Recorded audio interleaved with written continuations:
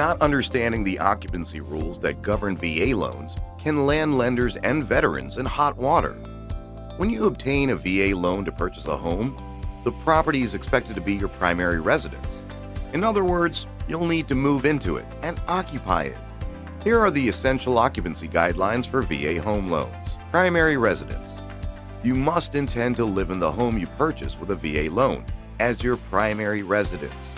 This means it should be the place where you reside most of the time, and it should be your legal address. In other words, you have no known reason and no plans to vacate the home to go live somewhere else within a year of buying it. Timely occupancy.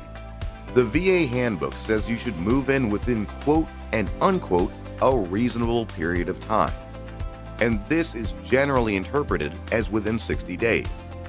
If you are unable to do so due to circumstances beyond your control, for example, due to military deployment, you should inform your lender during the loan approval process. Many deeds call for the borrower to occupy the home for 12 months, but in the case of veterans or military members, they often don't have the control on relocation that non-veterans have. The obligation to occupy the home for any specific time period is not expected by VA. However, VA does expect that the borrower's true intention is to live in the home, and therefore expect occupancy within 60 days, unless another compelling reason would preclude that.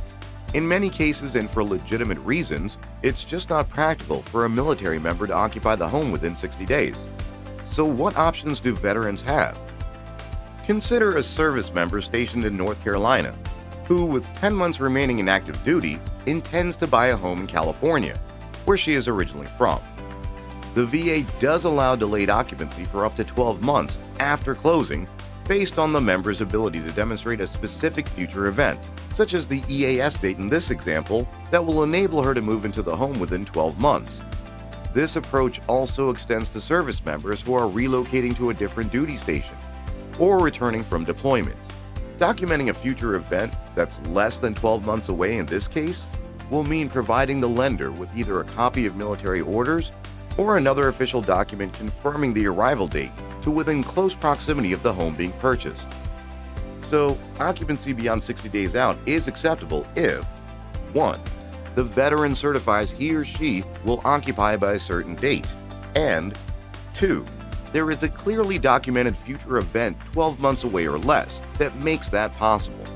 Any future occupancy that's 12 months or more out will generally not be acceptable to VA. Continuous occupancy. The loan documents you sign at closing prompt you to certify your intention to live in the home for a minimum of 12 months. VA loans are not intended for real estate investment or vacation properties that you visit a few times per year. Legitimate reasons, such as having to temporarily move away to take care of a sick loved one who is out of town, might be acceptable, but permanently vacating the home in a short period of time after acquiring your VA loan will become an issue. If your circumstances change and you need to move out of the home you purchased with a VA loan within 12 months of purchase, it's a good idea to contact your lender or the Department of Veterans Affairs to discuss your situation and explore potential options, renting or selling the property. You should not use a VA loan to purchase a property with the intention of renting it out or selling it immediately. While there is no specific waiting period other than your initial intent to occupy for a full 12 months, the VA loan program is designed to promote home ownership with occupancy as a primary residence. There is no prohibition with VA to renting out rooms in your home, as long as you yourself continue to occupy it. Certifying occupancy in other ways. Is the veteran moving in the only way to satisfy the requirement? Surprisingly, no. The VA allows occupancy to be satisfied in other ways. VA rules allow occupancy to be certified by a spouse who moves into the home or by the guardian of the military member's dependent child who moves into the home. The guardian or attorney, in fact, has to be recognized via a court order and must certify occupancy using VA Form 26-1820, Report and Certification of Loan Disbursement. This is very common in a situation such as when an active duty service member is deployed or at a permanent duty station stateside and cannot occupy the home being purchased for an extended period of time, even beyond 12 months out. Remember, VA makes no distinction between deployment and permanent station. The spouse certifying occupancy for the veteran is also acceptable if the veteran cannot occupy the home due to distant employment that's something other than military service.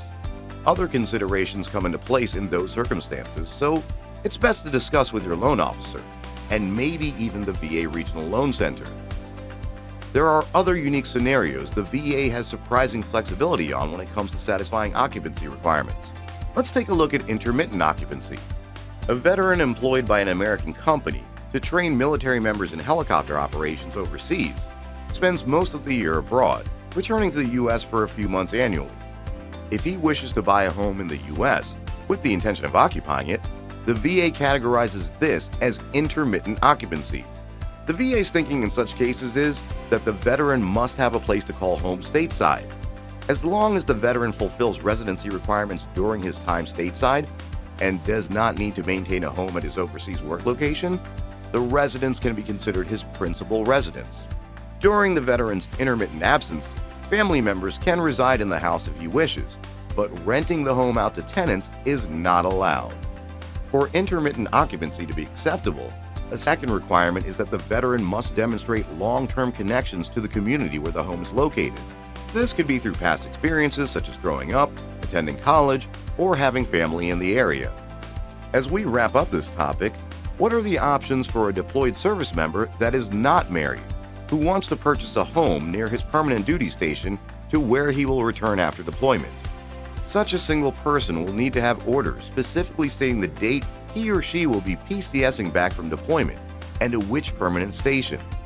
Plus, the date has to be within 12 months or less to meet the VA rule we discussed earlier. The dangers here for both service member and the lender in proceeding with a home purchase while deployed overseas center around what happens if the unit's mission or location is changed last minute, thus negating the PCS orders the service member was relying on to meet the VA loan occupancy rule. It's crucial to understand that VA loan occupancy rules are in place to make sure that eligible veterans use these loans to buy homes they plan to live in as their primary residences. Not following these rules can lead to serious consequences. This could mean having to pay back the loan faster than planned, losing the privilege of VA loan benefits, or in some cases, facing criminal charges for fraud.